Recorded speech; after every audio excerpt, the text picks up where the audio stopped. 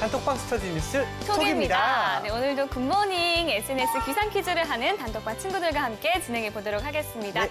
함께 해주실 경제 칼럼니스트 정철진 쌤과 뇌생남 이시안 쌤 그리고 조아연 취준생과 함께하겠습니다. 어서 오세요. 안녕하세요. 조아연. 안녕하세요. 오늘 악센트가 없었는데 왜 웃으셨죠? 아, 그냥요. 없어서요.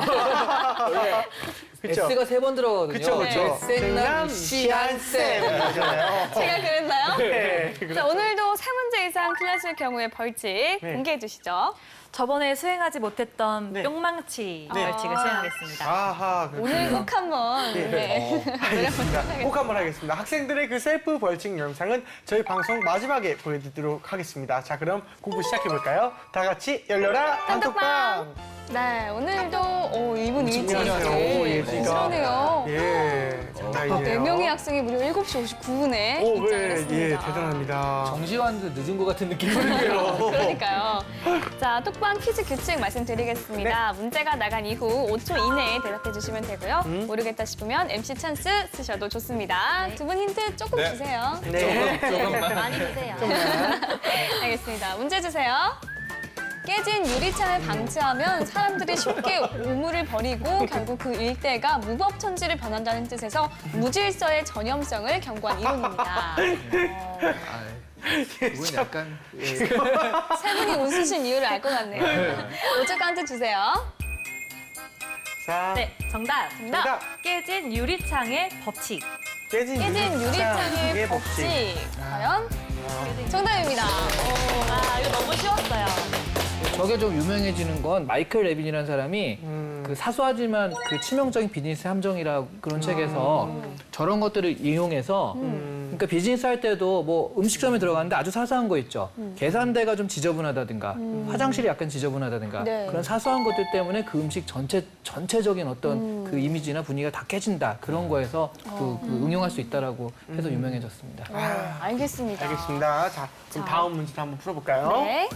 개발도상국의 경제 발전, 사회 발전, 복지 증진 등을 주 목적으로 하는 원조로 공적 개발 원조 또는 정부 개발 원조라고도 합니다. 이것은 무엇일까요? 그러게요. 힌트 좀 주세요.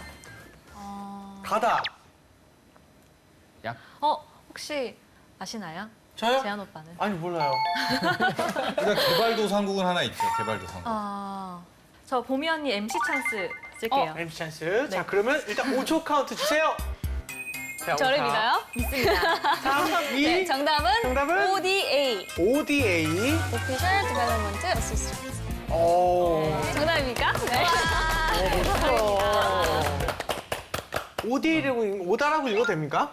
저는 몰라가지고 제가 오다 아까. ODA라고 읽어야죠. 네. 그렇죠, 그렇죠. 그건 아까- 마치 HOT를 하시라고 읽는 거랑 똑같은 그런 거니까 그쵸, 그쵸. ODA라고 해야죠. 자, 이렇게 해서 MC 찬스로 두 문제 모두 맞췄고요. 자, 세 번째 문제 풀어보도록 하겠습니다. 네.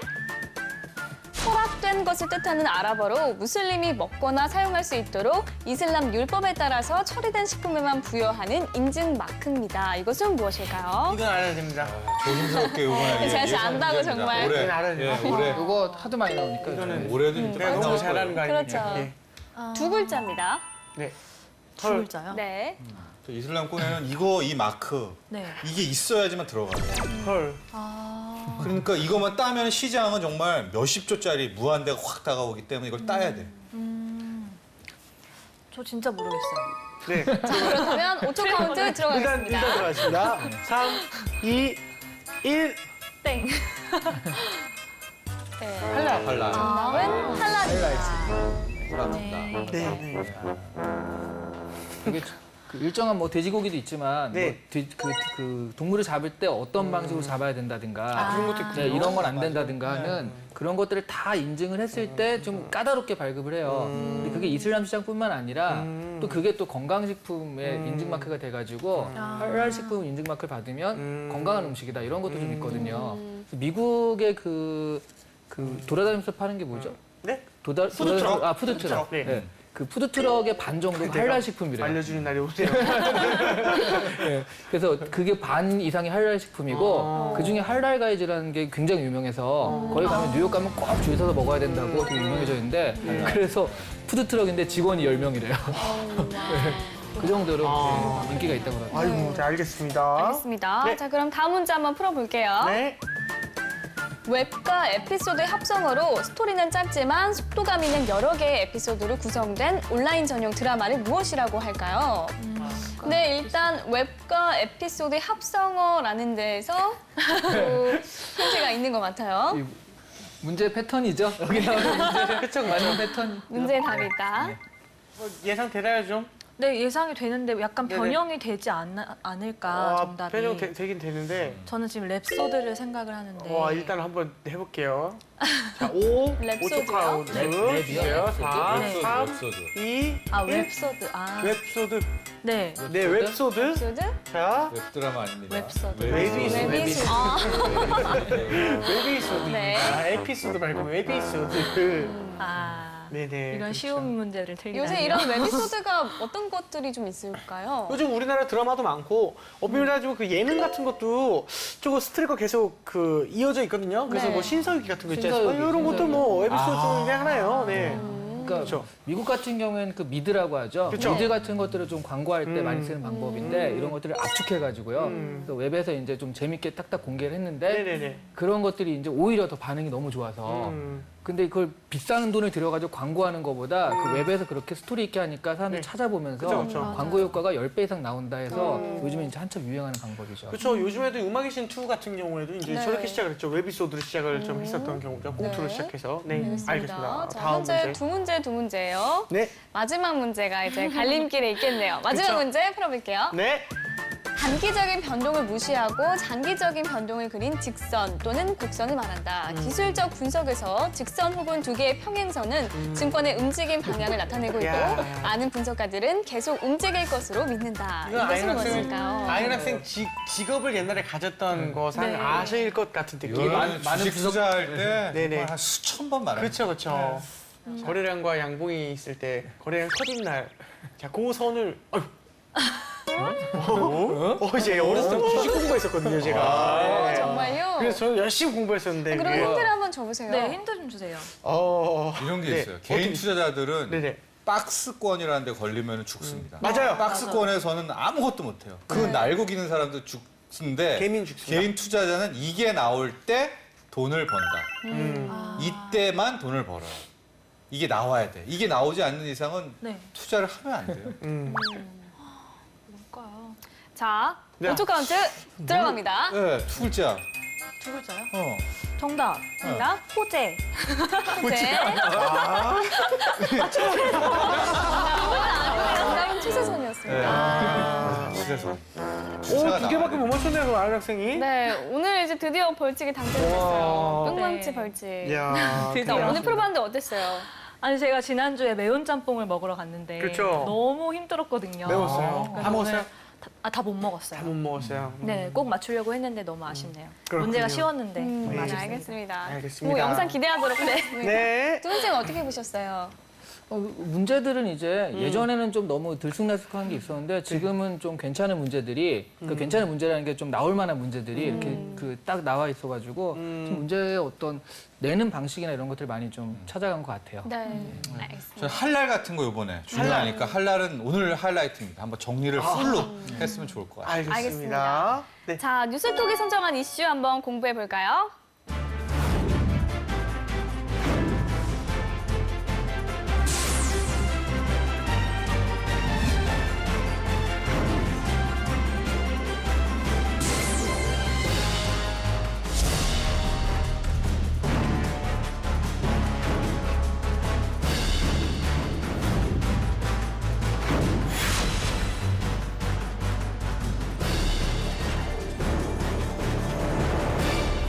네, 오늘의 이슈. 한강 작가의 맨부커상 수상 이후에 우리 한국 소설계에 훈풍이 불고 있답니다. 이 현상이 우리 문학과 출판 시장에 어느 정도 영향을 줄지 한번 이야기 나눠보도록 하겠습니다. 네, 지난 시간에 톡방에 나왔던 퀴즈 맞죠? 그쵸? 네. 이쌤, 그 맨부커상이 무엇인지 한번 설명 부탁드립니다. 그때 이제 톡방 퀴즈에 3대 네. 문학상 중에 하나다 맞아요. 나왔었죠. 네. 그래서 이제 노벨 문학상이랑 네. 프랑스의 콩쿠르상 네. 그리고 이제 영국의 맨부커상. 네.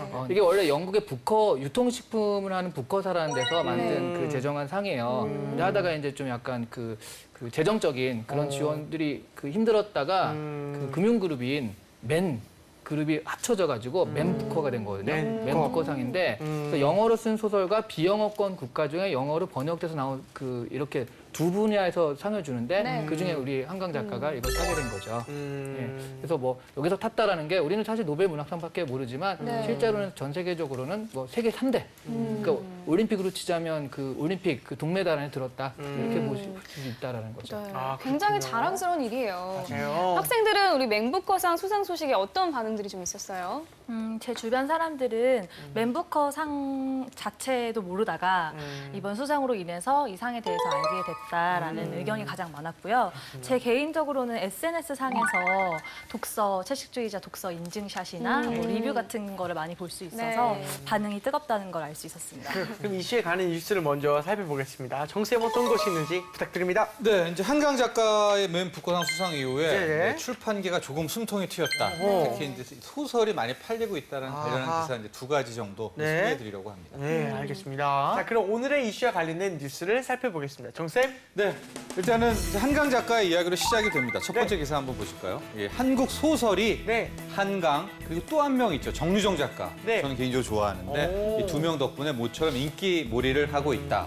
베스트셀러 상위권에 포진되고 있다는 얘기고요. 일단 리드의 모든 것들이 나와 있습니다. 한강 작가의 맨부커상 수상 이후에 한강의 소설책을 찾는 사람이 줄을 잇고 여기에 또 정유정이라는 작가도 또 한 명 인기가 올고 있다라는 것이고요. 네. 이제 여기에서 이겁니다. 영국의 권위 있는 문학상을 받은 한강의 소설에 대해서는 이어지겠지만 독자들이 더 주목하는 것은 정유정이라는 작가다라고 하면서 이제 정유정 작가에 대해서 얘기 나오고 있습니다. 이 정유정은 해외에서도 마찬가지로 또 주목받고 있는데 7년의 밤이라고 거의 대표작이거든요. 근데 독일에서 디 차이트가 선정한 2015 범죄 소설에 오르기도 했다라고 해서 이제 어떤 한강과 정유정 투첩 체제로 한국 소설들이 다시 한번 독자들에게 관심을 갖는 그런 계기가 됐다는 그런 기사였습니다. 다음 보실까요?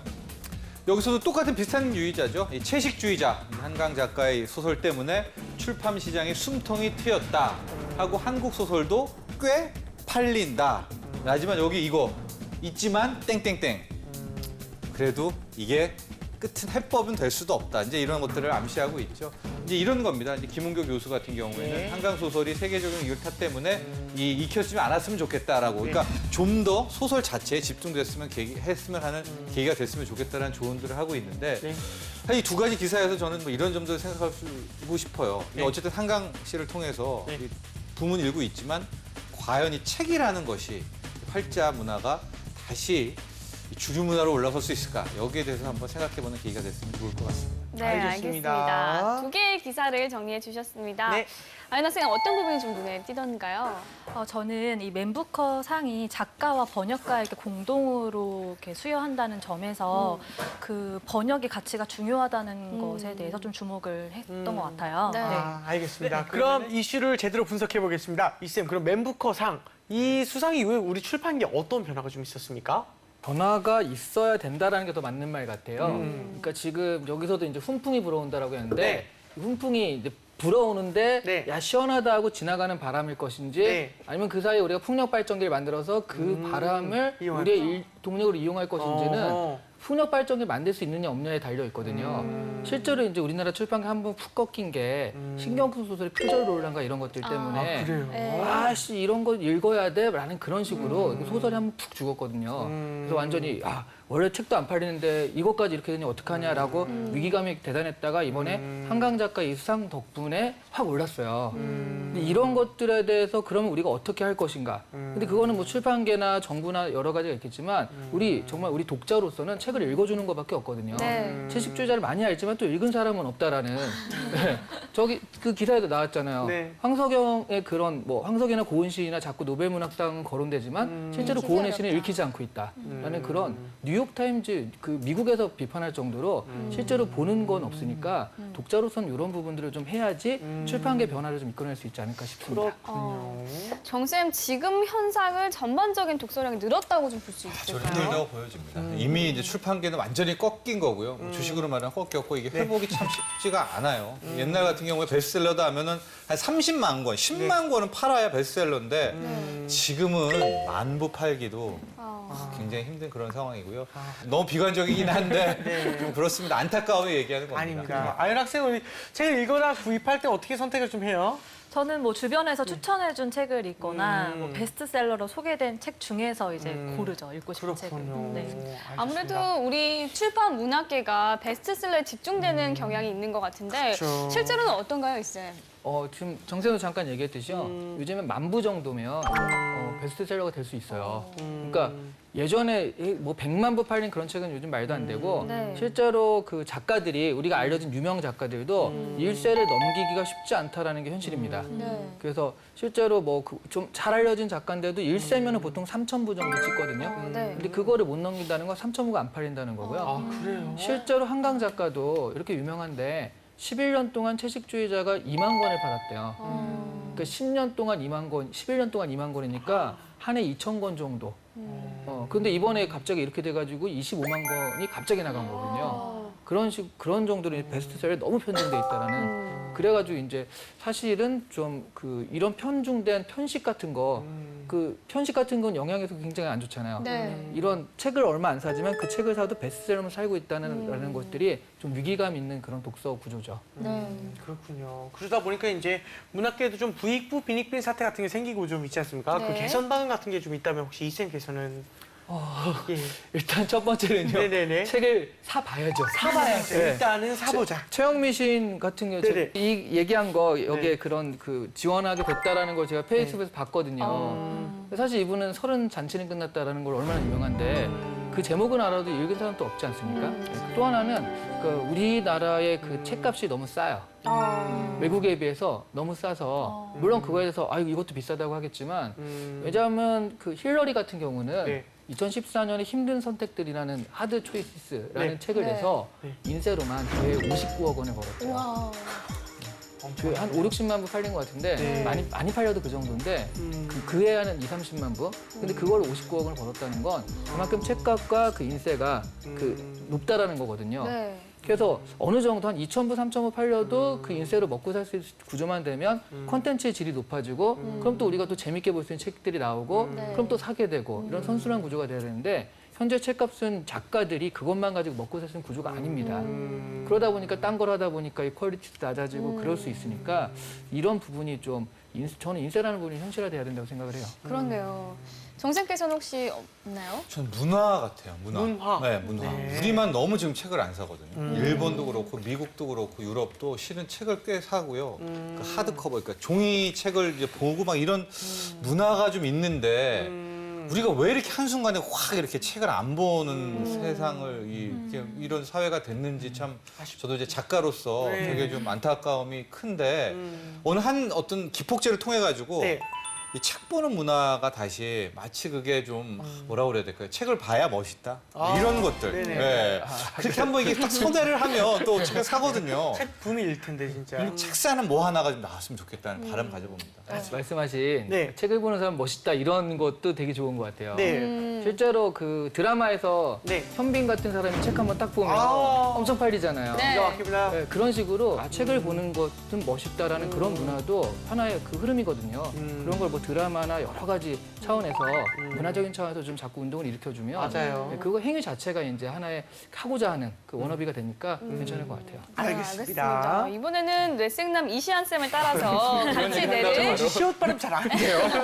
뇌생남 이시안 쌤을 따라서 같이 뇌를 섹시하게 만들어볼 시간입니다. 시간입니다. 이름하여 이시안의 족보를 열어라. 열어라.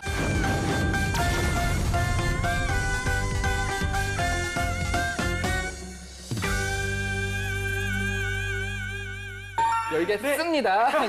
이쌤 오늘 짜잔. 족보. 네. 네. 짜잔. 네, 요즘 같은 시대에 문학은 어떤 역할을 해야 하며 네. 어떤 모습으로 발전해 나갈 수 있을지 제시해 주세요. 네. 어려운 문제가요? 네. 진짜 어려운 문제를 했네요. 자꾸 어려운 문제만 내주시니까. 알겠습니다. 오늘도 실전 면접처럼 진행을 해보도록 하겠습니다. 네. 아연 학생 준비됐죠? 네. 시작해주세요. 시작했어요? 제가 준비한 답변은 현대 사회에서 사람들이 어떤 정신적인 가치보다는 오로지 어떤 물질적인 가치만 좀 강조하고 추구하는 경향이 있잖아요. 그래서 그 부분에서 문학의 역할을 찾아봤는데요.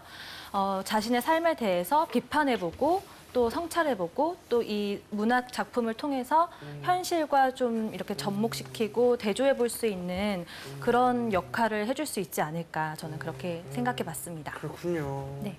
무슨 역할을 한다는 거예요? 그래서 그러니까 문학을 접함으로써 네. 어떤 삶의 다양성에 대해서 좀 인지를 해보고 뭐 인간관계나 직업의 다양성에 대해서 좀 그러니까 간접적으로 느낄 수 있다는 거죠. 삶의 다양성과 네. 이런 것들을 볼 수 있다. 네. TV가 더 낫지 않아요? 인간극장 같은 거 보면 정말 다양한 삶을 볼 수 그러게요. 있는데.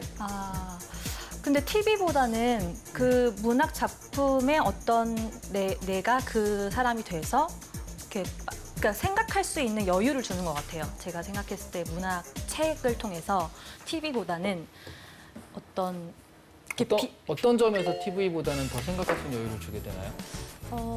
TV는 그냥 저 사람이 저렇구나 해서 저는 끝난다고 생각을 하고요. 네. 책은 내 생각은 이런데 이 사람의 생각은 이렇네? 이렇게 생각할 수 있는 여지를 저는 준다고 생각을 하거든요. TV에서도 그런 생각들을 하면은 예, 하면 하지 충분히 않을까요? 왜 저러지 이렇게 할 수도 있지 않나라고 자기가 생각하는 거 아닌가요?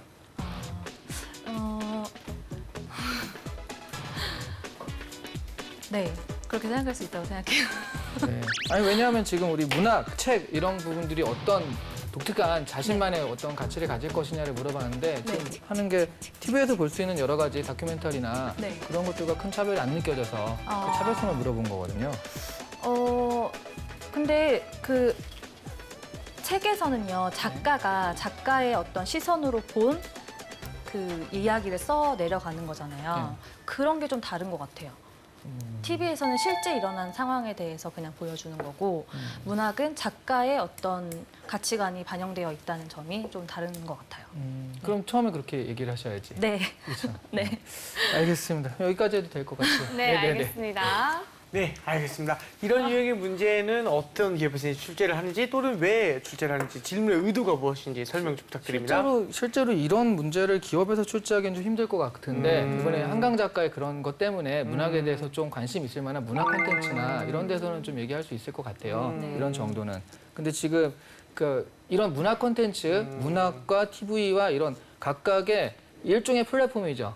이 다른 어떤 플랫폼들인데 이거 특징이 뭐냐라는 그런 분석을 좀 물어본 거거든요. 네. 왜 하필이면 문학이냐, 왜 하필이면 소설이냐 물어봤는데 실제로 이걸 너무 추상적으로 생각하는 네. 그냥 좋은 얘기긴 한데 그래서 무슨 얘기를 한 거지가 되는 것 같아요. 네. 그리고 실제로 내가 왜 하필이면 문학이냐 물어봤으면 다른 것과 다르게 이래서 문학입니다가 돼야 되는데 다 그냥 뭉뚱그릴 수 있는 말이 된 거잖아요. 네. 그런 부분에 대해서 좀 아쉬워서 차별성이 뭐냐를 자꾸 물어본 거죠. 네. 알겠습니다. 그러면 실전이라면 좀 어떻게 답을 해보는 게 좋을까요? 이게 사실 책의 효용은 아까 TV 드라마나 그거와 달리 네. 통찰력이거든요. 네. 지금 해서 얘기했잖아요. 하다가 다양성을 그냥 보는 거 정도는 다큐멘터리는 얼마든지 있는데 그 작가가 생각할 수 있는 통찰력이라든가 그래가지고 난 이렇게 생각한다는 것들이 끼어 들어가면서 거기에 대해서 내가 그걸 배울 수도 있고 또 비판을 또 해볼 수도 있고 여러 가지 생각의 가능성을 다양하게 제시해 줄 수 있기 때문에 문학과 이 사실을 그냥 전달하는 이거 다큐멘터리와 문학은 좀 다르다. 그래서 이런 부분, 사고라는 부분들에서 나는 좀 더 다양할 수 있고 엿볼 좋았다. 이런 식으로 했으면 좋았을 것 같아요. 우리 아연 학생은 두 분 쌤의 평가 어떻게 들었어요? 제가 오늘은 당황하지 않으려고 사실 만만의 준비를 해왔는데 제가 대답할 수 있는 말이었는데도 또 당황을 해버리는 바람에 맞아요. 네, 이게 조금 중요한 것 같아요. 면접에 있어서. 네. 맞아요, 많이 맞아요. 배우는 시간입니다. 알겠습니다. 이렇게 또 이쌤의 족보를 열어봤고요. 이번에 우리 단톡방 친구들과 공유하고 있는 주제를 알아보겠습니다. 이쌤. 그래서 오늘 제가 드리는 문제는 자신의 인생에 가장 큰 영향을 끼친 문학 작품이 있다면 무엇입니까? 이런 문제를 준비해봤습니다. 가장 큰 문학 네. 작품 무엇이 부분은- 있었나요? 저는 가장 큰 거라면? 가장 큰 거요? 재밌게 읽었냐라고 물어보면 사실 대답이 네. 너무 쉬운데 그렇죠. 가장 내 인생에 영향을 끼쳤다 가장 크게 하면은 끼쳤다. 저는 나이트 인 어거스트라고 라는 책이 있는데 멋있다. 읽어보셨나요? 아니요. 읽어보셨나요? 그 파는 책 맞아요? 아, 네, 이게 8월의 빛이라고 굉장히 유명한 멋있다. 네, 작품인데 좀 잔인하고 섬뜩하게 그리는 것도 좀 인상이 깊었고요. 그리고 어린 시절의 그런 추억과 기억이 얼마나 성인이 된 후에 영향을 미칠 수 있는지 그런 거에 대해서 좀 깨닫는 시간이었어요. 인생에 영향을 가장 크게 미친. 그래서 제가 나중에 이제 이사를 낳아도 참 많은 사랑으로 키워야겠구나라는 생각을 좀 하게 만든 책이었던 것 같아요. 소설입니까? 네, 소설이에요. 기괴하고 영리문학이야. 아름다운 네. 막 그런 것들? 네? 기괴하면서도 아름다운 그런 것들이요? 일단 네. 읽어보시고 나. 우리 아연 학생은 어떤가요? 저는 잠깐 또 또 이렇게 자연스럽게 저는 포스가 됐는데. 요즘 그러니까 사실 저는 책을 읽었을 때 제 인생에 영향을 끼친 네. 인생에 영향을 끼친 건 없었고 항상 재밌게 읽었고요. 인생에 끼친 영화 같은 건 있었는데 요즘은 1cm라는 그 시집 같은 건데요. 요거를 좀 자주 읽고 있습니다. 네네. 요거는 뭐 그냥 시인데 그냥 단편 시예요. 계속해서 그냥 옴니버스로 그냥 끝 이렇게 네. 금방금방 읽고 있는 건데 이런 건 아무래도 그 시간적 여유가 되거나 마음의 여유를 좀 줄 수 있는 게 되지 않을까 싶어서 추천을 좀 드립니다. 네, 네네. 알겠습니다. 읽어볼게요. 책을 우리 많이 아연 읽어요. 학생은요? 저는 주로 자기계발서만 읽었었는데 네. 그 프랑스 소설 기욤 미소의 구해줘라는 책을 구해줘. 읽고 소설을 할머니. 다시 보게 된 계기가 되었던 것 같아요. 정쌤은 어떤 책이 아, 저는 인생에- 인생에 이 책이 네, 있죠. 인생 책. 황순원. 소나기. 라고 생각을 많이 하는데 1월이라고 있어요. 1월. 1월이 있는데 우리 다 제가 같이. 사춘기 때 그 황순원의 소나기를 읽다가 이제 네. 황순원 씨 작품들을 막 읽었는데요. 그 1월에 나오는 남자 주인공이 너무 멋있어서 내가 딱 저런 스타일로 커야 되겠다라는 생각을 좀 많이 했었고. 성공하셨나요? 네? 성공하셨나요? 그러니까 비슷하게 닮아가려고 노력했던 것 같아요. 쌤도 하나 얘기해 주세요 그러면. 저는 되게 의외인데 비밀일기란 책입니다. 스우 타운센트라는 작가의 비밀일기라는 책인데요. 예. 그게 정말 네. 쓰레기 책이에요. 쓰레기 책이에요? 네. 지금 아마 안 나올 테니까 제가 이렇게 얘기할 수 있을 것 같은데 그러니까 한마디로 이런 거 반면교사라는 게 있죠. 반면교사. 반면교사. 이렇게 닮고 싶은 인물이 있지만 이런 걸 보면 그러니까 제가 안 믿겨지겠지만 초등학교 때까지 굉장히 내성적이었어요. 네, 근데 이걸 보면서 내가 앞으로 잘하면 이런 음침한 사람이 될 수 있겠다. 아. 중3짜리가 되게 내성적인 애가 네. 그 혼자서 일기를 쓰는데 그런 아주 어두운 얘기 그런 것만 막 쓰는 거거든요. 그래서 이러면 안 되겠다 싶어가지고 중학교 때는 오히려 이러지 말아야겠다 생각해서 되게 까불까불하다 맞은 적이 있어요. 까분다고 맞았거든요. 그래서 그래서 그 중간에 찾아가서 지금처럼 아름다운 성격을 만든 겁니다. 근데 저랑 좀 비슷하네요. 약간 왜요? 타산지석으로 네. 이 책을 보면서 이러지 말아야겠다는 생각한 네. 경우가. 네. 네, 알겠습니다. 참들. 자, 우리 톡방 친구들은 어떻게 생각하는지 한번 확인해 보겠습니다. 자, 김태수 학생, 베르나르 베르베르의 개미. 초등학생 때 읽고 나도 개미와 대화할 수 있을까 하는 생각을 했다. 개미 엄청 잡고 놀았다. 고등학생 때 다시 읽었을 땐 커뮤니케이션에 대한 관심을 갖게 됐고 관련 학과에 들어오게 됐습니다. 그리고 강세기 학생, 아쉽게도 내 인생에 큰 영향을 끼친 문학 작품은 없다. 그러나 가장 여운이 길었던 문학 작품을 꼽자면 생텍쥐베리의 어린 왕자입니다. 또 그리고 김예지 학생, 천상병 시인의 귀천. 목표만을 위해 살던 인생에 공허함을 느껴 방황을 한 적이 있습니다. 이 시를 읽고 삶을 대하는 나의 태도가 가치관이 공감받는 것 같았습니다. 그리고 김태희 학생, 조지 오웰의 1984. 처음으로 소설이란 장르를 좋아해보고 존경하는 작가를 넘어 인물이 생겼던 것 같습니다. 저도 이 책 좋아했는데. 그리고 다혜 학생, 셜록 홈즈.